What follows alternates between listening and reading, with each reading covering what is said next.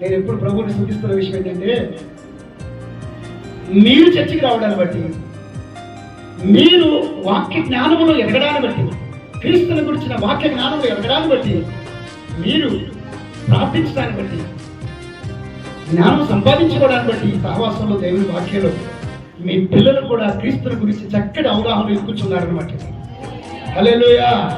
మీకే అర్థం కాదు, మా పిల్లలకు కూడా అర్థమవుతుంది అన్నవాడు దేవుడి స్తోత్రం చెప్పండి కదా. మా పిల్లలకు కూడా దేవుడి గురించి తెలుసు. పిల్లలు చెప్పండి, నాకు యేసయ్య గురించి తెలుసు అన్నవాడు చేతులెత్తి హల్లెలూయా చెప్పండి. వెరీ గుడ్, హల్లెలూయా. ఇప్పుడు మీరు పెట్టరా, పరిచయం పెట్టరా, మీరు పెట్టరా,